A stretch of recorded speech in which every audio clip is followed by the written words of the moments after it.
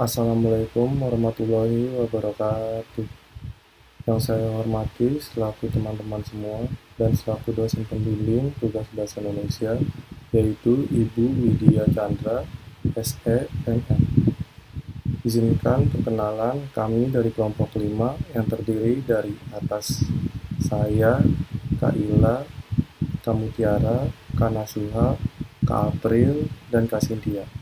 Izin perkenalkan, nama saya Muhammad Rizky Andrian dari program studi manajemen CK kelas 207. Kali ini saya akan membahas tentang materi berbicara. Uraian materi. Berbicara merupakan kegiatan menyampaikan informasi melalui media lisan. Berbicara merupakan salah satu keterampilan berbicara. Keterampilan berbicara wajib dikuasai oleh pelajar dan mahasiswa. Berbicara merupakan bagian dari komunikasi. Berbicara masuk dalam komunikasi lisan. Komunikasi lisan dan tulisan keduanya memiliki perbedaan. Perbedaan keduanya dijelaskan pada bab ragam bahasa. Komunikasi lisan maupun tulisan keduanya saling melengkapi. Hal itu karena orang yang melakukan komunikasi lisan juga perlu memiliki data tertulis untuk disampaikan. Pengembangan keterampilan berbicara di lingkungan akademik biasanya dilakukan dengan presentasi ilmiah atau diskusi. Lulusan perguruan tinggi wajib memiliki kemampuan berbicara yang baik dalam forum apapun. Kemampuan berbicara seseorang dipengaruhi oleh pengetahuan yang dimilikinya. Untuk itu, seseorang pembicara harus banyak membaca untuk memperoleh banyak pengetahuan. Selain itu, faktor fisik dan psikologis pembicara juga menjadi modal tambahan. Pembicara hendaknya memperhatikan penampilan untuk menghilangkan gagal fokus dan kecanggungan. Apa sih pengertian berbicara? Pengertian berbicara.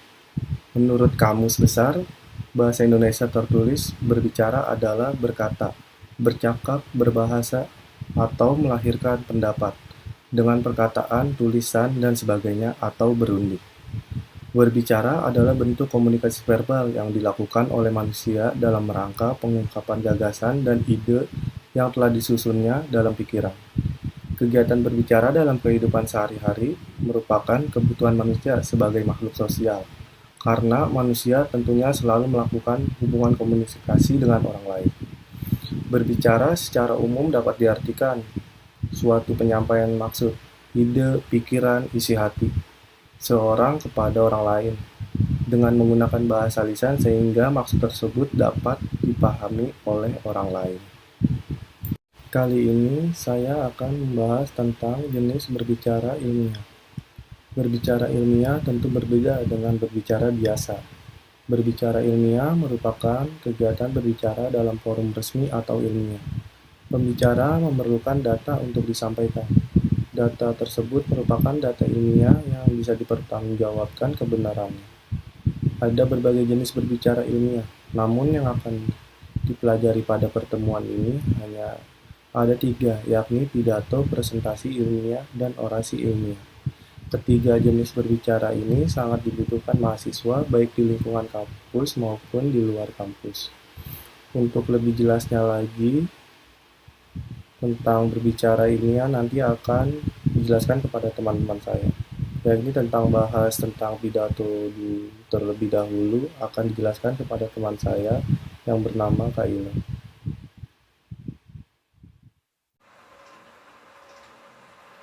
Assalamualaikum warahmatullahi wabarakatuh. Sebelumnya perkenalkan, saya Yayu Ilhairani dari kelas 01 SMJK 007 atau ruang 207.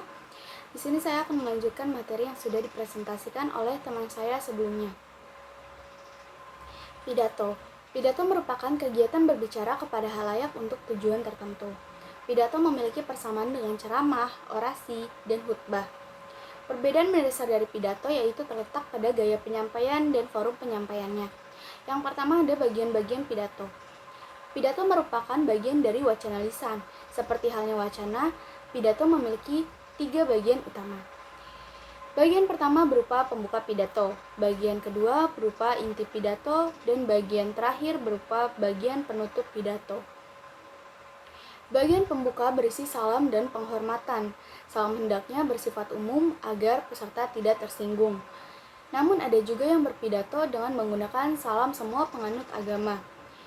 Alangkah baiknya pidato dibuka menggunakan salam universal jika pesertanya majemuk. Bagian inti pidato berisi pemaparan tujuan pidato. Apabila pidato tersebut dilakukan dalam acara peringatan, maka bagian inti membahas ruang lingkup peringatan itu sendiri. Untuk itu, pembicara perlu mengetahui seluk-beluk acara sebelum memulai berpidato. Bagian penutup pidato berisi simpulan, ajakan, dan salam penutup. Pembicara hendaknya menyimpulkan keseluruhan inti pidato. Hal itu dilakukan untuk mengingatkan peserta mengenai poin-poin utama yang sudah disampaikan. Yang kedua ada membuat naskah pidato. Membuat naskah pidato berarti menuangkan gagasan dalam bentuk tulisan. Naskah pidato sangat dibutuhkan untuk menghindari kehilangan ide saat sedang berpidato. Keuntungan berpidato menggunakan naskah yaitu pidato lebih terarah. Menggunakan naskah membantu pembicara mengingat garis besar yang akan disampaikan. Tata bahasa lebih rapi apabila berpidato menggunakan naskah. Beberapa pejabat pemerintah sering terlihat berpidato menggunakan naskah. Biasanya pidato yang menggunakan naskah tersebut merupakan pidato yang di dalamnya penyampaian data penting. Data tersebut biasanya berupa kebijakan penting, angka, hasil survei, dan sebagainya. Menyusun naskah pidato yang baik setidaknya memperhatikan hal-hal sebagai berikut. Yang pertama, pada bagian pembuka hendaknya menguraikan poin-poin penting yang akan disampaikan. Tujuannya yaitu agar peserta dapat mengetahui lebih dahulu. Yang kedua, pada bagian inti pidato hendaknya menonjolkan poin-poin yang sudah disampaikan pada bagian pembuka tadi. Tujuannya agar kedua bagian tersebut saling berhubungan. Bedanya, pada bagian inti pidato ini poin utama dijelaskan lebih rinci, sehingga peserta memahami pesan yang akan disampaikan pembicara. Yang ketiga, penyajian simpulan pidato hendaknya tidak terlalu panjang. Hal itu agar peserta tidak jenuh dan tetap mengingat poin-poin penting yang sudah disampaikan pada bagian inti tersebut. Yang keempat, naskah pidato yang sudah dibuat hendaknya disunting terlebih dahulu sebelum disajikan. Penyuntingan naskah pidato meliputi 3 hal yakni isi pidato, bahasa pidato, dan penalaran. Isi pidato perlu diperiksa kembali untuk menghindari kesalahan tulis dan menghindari makna yang ambigu. Bagian bahasa juga perlu disunting. Diksi perlu diperhatikan agar tidak menampilkan kosakata yang sulit dipahami oleh peserta. Begitu juga dengan penalaran. Naskah pidato hendaknya dipastikan menggunakan penalaran yang tepat, baik penalaran induktif, deduktif, maupun campuran. Yang ketiga itu jenis pidato. Pidato berdasarkan cara penyampaiannya dapat dibedakan dalam 2 jenis, yaitu pidato dengan teks dan pidato tanpa teks. Pidato dengan teks yaitu pidato yang di dalamnya menggunakan teks. Teks tersebut bisa berupa naskah pidato ataupun kisi-kisi. Pidato tanpa teks yaitu pidato yang penyampaiannya tidak dibantu menggunakan teks. Jenis pidato ini biasanya dilakukan dengan menghafal materi yang akan disampaikan, atau bisa juga karena memang sudah memahami materi yang akan disampaikan. Jenis pidato berdasarkan kesiapan pembicara dibagi atas pidato dengan persiapan ataupun pidato tanpa persiapan. Pidato dengan persiapan yaitu pidato yang dilakukan karena memang sudah mengetahui bahwa ia akan berpidato. Contohnya pidato sambutan ketua panitia. Ketua panitia tentunya sudah mengetahui bahwa ia akan berpidato. Ketua panitia akan menyiapkan diri untuk berpidato baik dengan teks maupun tanpa teks. Pidato tanpa persiapan yaitu pidato yang dilakukan secara mendadak. Orang yang berpidato tidak mengetahui sebelumnya jika ia akan berpidato. Contohnya orang yang tiba-tiba diminta untuk berpidato menggantikan ketua panitia yang tidak bisa hadir dalam acara. Ia akan berpidato tanpa persiapan sebelumnya. Mungkin itu saja materi yang akan saya sampaikan. Materi selanjutnya akan disampaikan oleh teman saya. Mohon maaf bila ada penyampaian kata atau kesalahan. Wassalamualaikum warahmatullahi wabarakatuh. Assalamualaikum warahmatullahi wabarakatuh. Saya izin memperkenalkan diri kepada teman-teman serta ibu dosen pembimbing di mata kuliah Bahasa Indonesia, yaitu Ibu Widya Chandra SE, Perkenalkan, nama saya Nazwa Tona. Di sini saya akan membacakan yang berjudul presentasi ilmiah. Presentasi ilmiah. Apa sih presentasi ilmiah itu? Yaitu penyajian lisan yang bertujuan untuk memaparkan gagasan dalam forum ilmiah. Peserta dalam forum ilmiah ini tidak banyak, biasanya tidak lebih dari 30 orang. Materi yang disampaikan biasanya berupa data ilmiah dari hasil riset. Orang yang melakukan presentasi ilmiah biasanya membutuhkan alat bantu berupa lembar presentasi dalam bentuk salindia. Salindia yang dipaparkan hendaknya tidak terlalu banyak. Hal itu untuk menghindari kejenuhan peserta. Data yang disajikan dalam salindia hendaknya hanya inti-intinya saja. Materi yang tidak tertulis terlalu panjang, melainkan menjelaskan lebih jauh secara lisan materi yang disampaikan. C. Orasi ilmiah. Orasi ilmiah bentuknya sama seperti presentasi ilmiah. Bedanya, orasi ilmiah ini dilakukan dengan banyak orang, di depan banyak orang, ruangan yang lebih luas. Jika presentasi ilmiah peserta tidak boleh lebih dari 30 orang, maka orasi ilmiah jumlah pesertanya lebih dari 30 orang. Orasi ilmiah biasanya dilakukan dalam seminar, wisuda, pengukuhan guru besar, ataupun forum lain yang lebih luas. 2. Forum berbicara ilmiah. Forum berbicara ilmiah merupakan tempat untuk bertukar pikiran. Terdapat jenis forum yang biasa digunakan untuk berbicara ilmiah. Masing-masing forum memiliki perbedaan satu sama lain tergantung fungsi, bentuk, dan tujuannya. Terima kasih. Assalamualaikum warahmatullahi wabarakatuh. Assalamualaikum warahmatullahi wabarakatuh. Nama saya Aprilia. Saya ingin melanjutkan materi pembahasan selanjutnya. 2. Forum berbicara ilmiah. Forum berbicara ilmiah merupakan tempat bertukar pikiran. Terdapat beberapa jenis forum yang biasa digunakan untuk berbicara ilmiah itu. Masing-masing forum memiliki perbedaan satu nama lain tergantung fungsi, bentuk, dan tujuannya. Yaitu A. Lokal karya. Lokal karya dalam KBBI dijelaskan sebagai pertemuan antara para ahli atau pakar untuk membahas masalah praktis atau yang bersangkutan dengan keahliannya.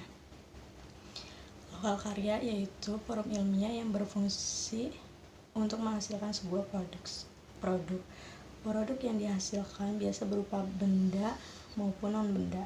Lokal karya biasa disebut dengan workshop. Contohnya lokal karya penulisan di media massa. Tujuannya dibuat lokal karya tersebut agar peserta bisa menulis dan mempublikasikan tulisannya di media massa.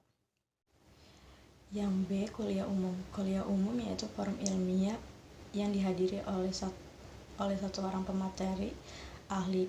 Kuliah umum dipandu oleh seorang moderator yang kadang juga bertugas sebagai notulensi. Sebaiknya notulensi dan moderator dilakukan oleh dua orang yang berbeda. Bedanya dengan kuliah biasa, kuliah umum terbuka untuk umum yang hadir, bukan hanya mahasiswa seperti hanya kuliah pada umumnya. Kuliah umum juga diselingi diskusi pandu oleh moderator. Yang C. Seminar dalam KBBI dijelaskan sebagai pertemuan atau persidangan untuk membahas suatu masalah di bawah pemimpin ahli atau guru besar, pakar, dan sebagainya. Seminar merupakan forum ilmiah yang dihadiri minimal oleh 2 orang pembicara. Seminar hampir sama dengan kuliah umum. Bedanya seminar pembicaranya lebih banyak.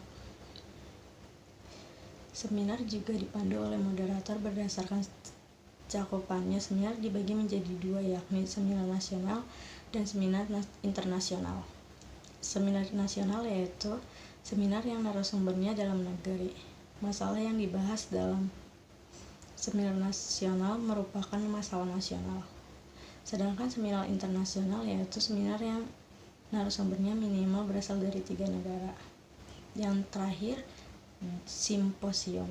Simposium merupakan diskusi publik yang tertara dihadiri oleh beberapa pembicara. Diskusi dalam simposium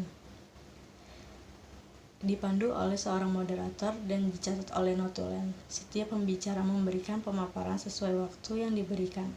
Masalah yang dibahas dalam simposium sudah diinformasikan sebelumnya.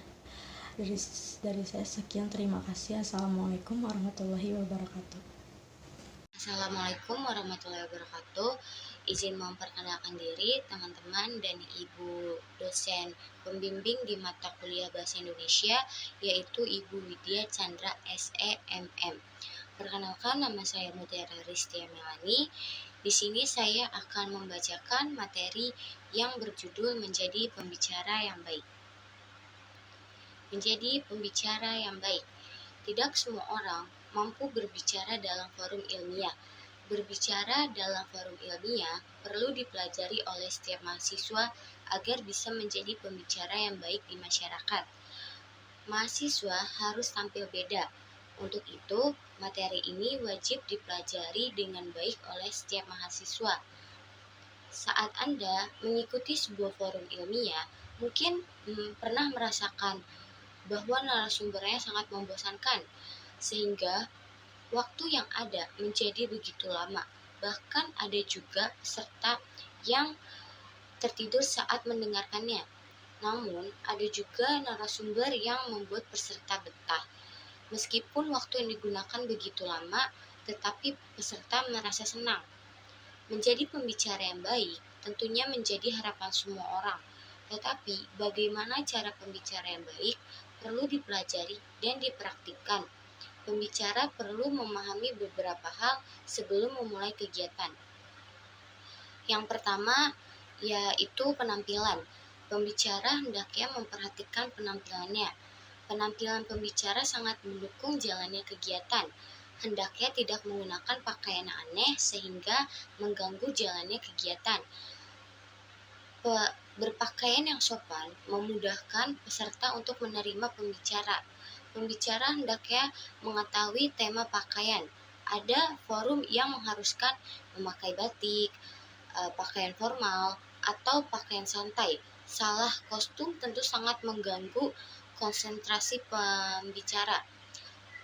Selain itu, pakaian yang terlalu mencolok juga akan membuat peserta salah fokus. Pembicara hendaknya memperhatikan kombinasi warna pakaian. Tidak mengenakan pakaian yang warna saling bertentangan seperti atasan kuning dengan bawahan merah. Selain dari segi pakaian, penampilan rambut dan wajah juga harus diperhatikan oleh pembicara. Gaya rambut hendaknya disesuaikan dengan tema forum. Pembicara pria hendaknya tidak mengenakan aksesoris wanita. Pembicara wanita tidak mengenakan dandanan yang mencolok. Yang kedua yaitu menguasai materi. Materi adalah hal yang utama yang ditunggu-tunggu oleh peserta. Pembicara yang baik harus menguasai materi yang akan disampaikan. Pembicara harus mempelajari materi untuk menghindari lupa materi. Pembicara bisa menggunakan batuan kertas lembar presentasi dalam bentuk salinan. Jangan sampai pembicara lupa materi pada saat presentasi berlangsung. Yang ketiga yaitu karakter. Karakter pembicara yang baik memiliki karakter dan gaya penyampaian sendiri. Hendaknya tidak menjiplak gaya atau karakter orang lain. Hal itu akan membuat peserta mengira pembicara kurang kreatif. Karakter dapat muncul kalau pembicara sudah mengetahui celah berbicara dalam forum ilmiah. Sekian presentasi materi dari saya. Kurang lebihnya mohon maaf teman-teman dan Ibu Widya Chandra. Wassalamualaikum warahmatullahi wabarakatuh. Terima kasih. Assalamualaikum warahmatullahi wabarakatuh. Perkenalkan, nama saya Cynthia Anggreni. Di sini saya akan membahas materi tentang bagaimana sih cara kita agar menjadi pembicara yang baik. Saya akan melanjutkan materi dari Kak Mutia. Yang keempat ada memahami peserta. Peserta forum berasal dari berbagai kalangan, ras, suku, dan agama. Pembicara hendaknya memahami peserta forum, dan pembicara tidak boleh menyinggung unsur sara yang berakibat pada perpecahan di masyarakat. Pembicara juga tidak boleh menghina dan memandang rendah gender. Semua peserta harus dihormati dan tidak boleh dipandang rendah. Yang kelima ada luas. Pembicara hendaknya berlaku luas. Ada banyak pembicara yang terlalu berapi-api dalam berbicara. Pembicara harus memahami intonasi, nada, dan situasi forum. Forum yang dilakukan di ruang tertutup tentu berbeda dengan forum terbuka. Pembicara hendaknya tidak emosional yang meledak-meledak sehingga peserta merasa terganggu dengan suara pembicara. Yang keenam ada memiliki selera humor. Tidak sedikit pembicara yang memiliki selera humor disukai oleh penontonnya atau pesertanya. Selera humor dilahirkan untuk menghindari kejenuhan peserta. Humor yang dibangkitkan pada tengah-tengah acara agar peserta tidak tegang atau tidak bosan. Namun, menggunakan humor yang berlebihan juga tidak baik, apalagi sampai memojokkan salah satu pihak. Karena humor itu untuk menghindari rasa bosan, bukan merendahkan. Yang ketujuh ada masalah dan solusinya. Ketika kita berbicara di depan banyak orang, pasti kita menemui kesulitan dan masalahnya, tapi kita harus mempunyai solusinya. Pembicara pemula biasanya mengalami hal-hal yang tidak diinginkan, seperti demam panggung, merasa canggung, lupa materi, dan sebagainya. Tapi kita harus mempunyai solusinya. Yang pertama, demam panggung. Demam panggung terjadi karena kita merasa tegang. Biasanya terjadi akibat kita kurang percaya diri dan belum memiliki pengalaman. Untuk mengatasi demam panggung, harus melakukan beberapa kali latihan di depan banyak orang, seperti latihan berbicara di depan keluarga, latihan berbicara di depan kelas, dan lain-lain. Yang kedua, pemateri harus bisa menguasai suasana dengan cara mampu menarik perhatian peserta. Dengan menarik perhatian peserta, pemateri akan lebih percaya diri. Yang ketiga ada lupa materi. Karena kita sering lupa materi saat memaparkan materi, bisa diatasi dengan bantuan lembar presentasi. Lembar presentasi berisi garis besar materi yang dapat membantu pemateri menyampaikan informasi ketika kita sedang lupa atau tidak ingat atau saat ngeblank. Yang kelima ada kurang percaya diri. Bisa terjadi karena kurang pengalaman dan belum memahami materi yang akan disampaikan. Kurang percaya diri biasanya ditingkatkan dengan banyak berlatih berbicara di depan banyak orang. Selain itu, bisa juga dengan banyak menguasai materi yang akan disampaikan. Sekian dari kelompok kami, kurang lebihnya mohon maaf. Wassalamualaikum warahmatullahi wabarakatuh.